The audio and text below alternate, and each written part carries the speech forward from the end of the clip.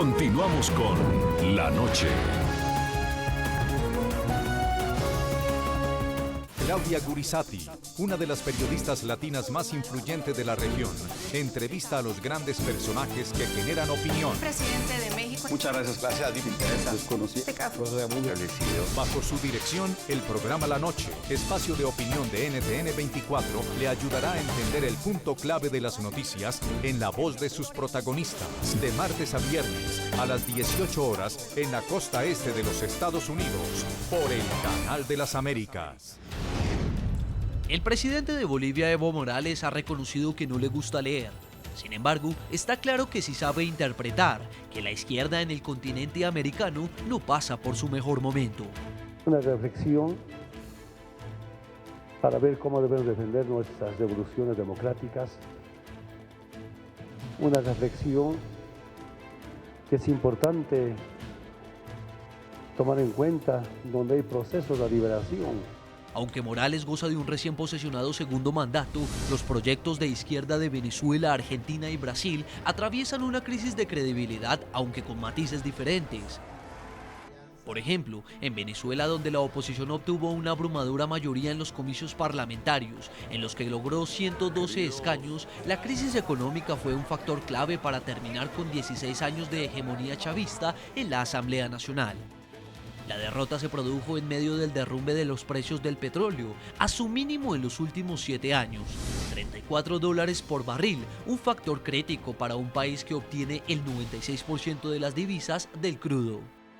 Durante el gobierno del presidente Hugo Chávez, el denominado oro negro llegó a venderse hasta por $132 por barril, lo que le permitió llevar a cabo una millonaria inversión social y afianzar su liderazgo con sus vecinos de la región. Además de la caída de la cotización del crudo, las denuncias de corrupción y de falta de libertades democráticas produjeron un hundimiento de popularidad de Nicolás Maduro de hasta un 22% según la firma Data Analysis.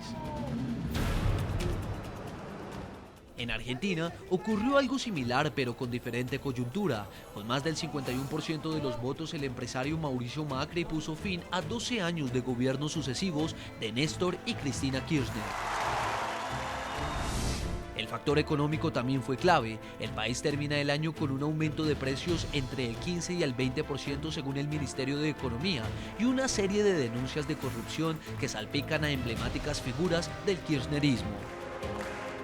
Vemos que se intenta, y en algunos casos se logra, en distintos países de la región, cambiar lo que fue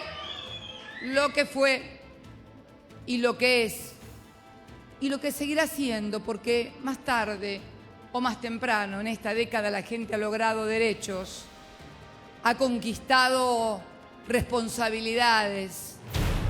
En Brasil, el gran proyecto de izquierda en América Latina amenaza con derrumbarse. La presidenta Dilma Rousseff está envuelta desde hace meses en escándalos de corrupción y afronta un pedido de destitución en el Parlamento. Aunque es posible que Rousseff no sea destronada del poder, su capital político ha quedado en entredicho. El desgaste de la izquierda, pero a menor medida, también tiene síntomas en otros países como Bolivia, donde el presidente Evo Morales perdió terreno en las pasadas elecciones regionales, mientras que su par de Ecuador, Rafael Correa, desistió de postularse a un tercer mandato en el 2017. ¿Se avecina un giro político en América Latina? Esa es la pregunta que tratan de resolver los expertos tras las inéditas derrotas de las fuerzas políticas afines al llamado socialismo del siglo XXI.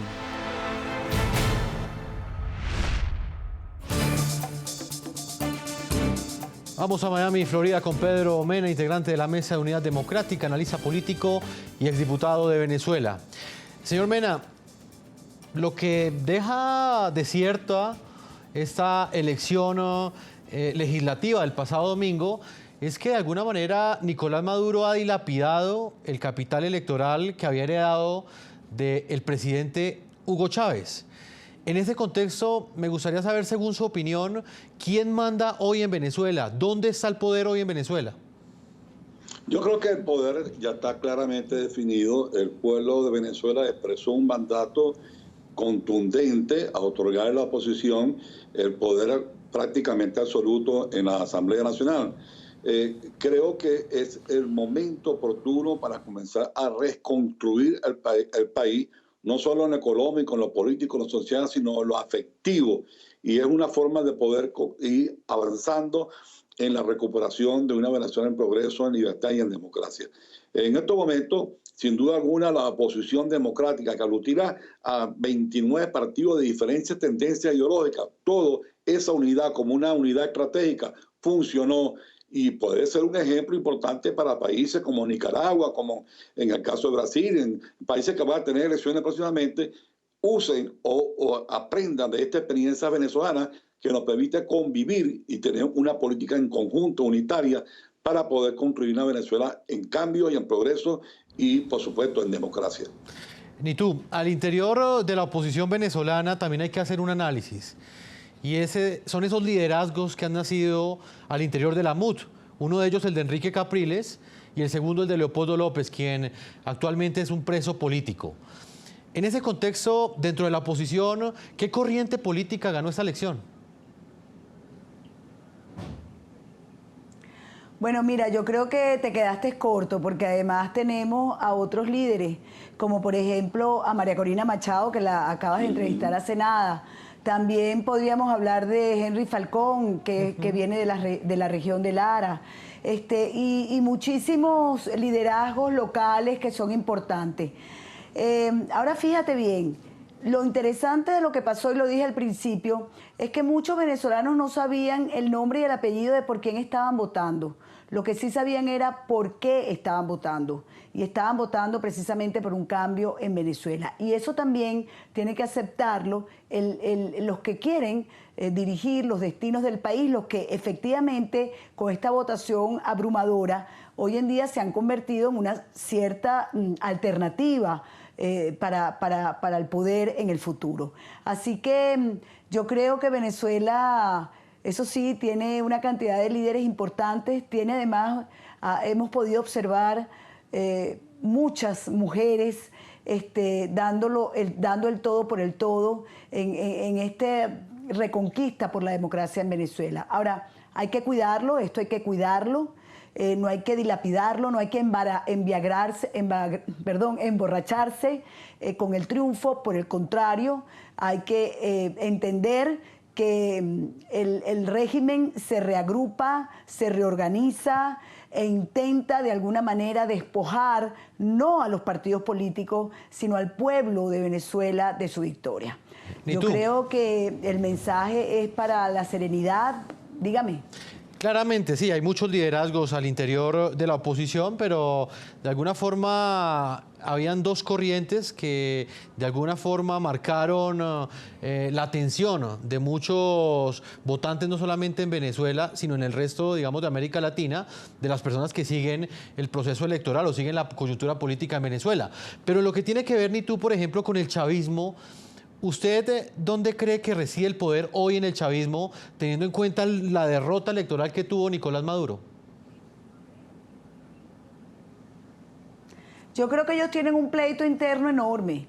No solamente eso, uno oye a Maduro todo el día hablar de la Unión Cívico-Militar y conocemos los venezolanos el tsunami que hay ahorita en los cuarteles. Es público, es conocido, ha salido en periódicos internacionales, los problemas que hubo en los cuarteles y cómo el alto mando militar aparentemente se le cuadró a Maduro y a Diosdado a decirle, mire, nosotros vamos a respetar el favor del pueblo, el voto del pueblo venezolano. En este país, cuando hay un dicho que te diseña, que te dibuja muy bien lo que te quiero decir, y es que cuando el río suena es porque piedras trae. No solamente en los cuarteles donde hay un terremoto, también dentro del PSUV, el Partido Socialista Unido de Venezuela, hay divisiones, hay pleitos, hay culpas, pero hay poco análisis de lo que está sucediendo porque ellos, si no ganan, arrebatan, porque no son demócratas, han sido dictadores.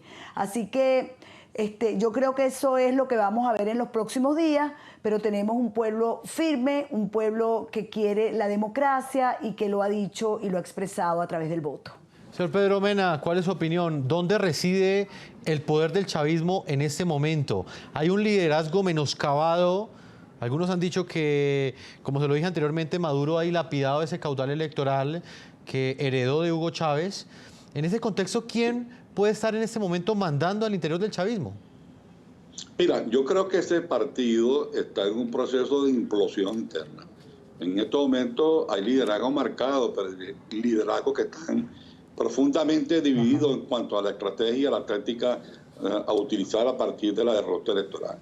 Yo creo que en los próximos meses vamos a tener sorpresa en ese partido, que no creo que la unidad se mantenga y pienso que van a surgir nuevos líderes, un poco más sensatos, más rescatados, más en la convivencia democrática que estas actitudes radicales extremistas que tienen tanto Diosdado como el grupo Maduro, como el grupo de algunos gobernadores de Estado.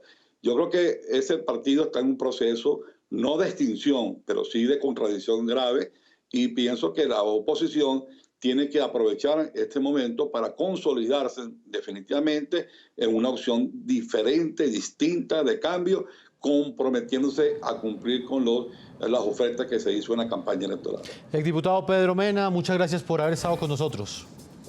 Muchas gracias a ustedes. Nitu Pérez, reconocida periodista venezolana, columnista de opinión y analista política, muchas gracias. Para nosotros siempre es un gusto tenerla en el programa La Noche.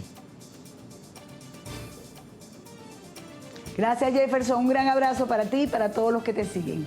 A todos nuestros televidentes, yo los invito a que envíen sus comentarios a www.ntn24.com, a que nos escriban en Twitter, @NTN24, @Segurizati, NTN24, @Jefferson, NTN24, La Noche, NTN24. La Noche seguirá encendiendo las luces para que usted vea el punto clave de la noticia. Muy buenas noches.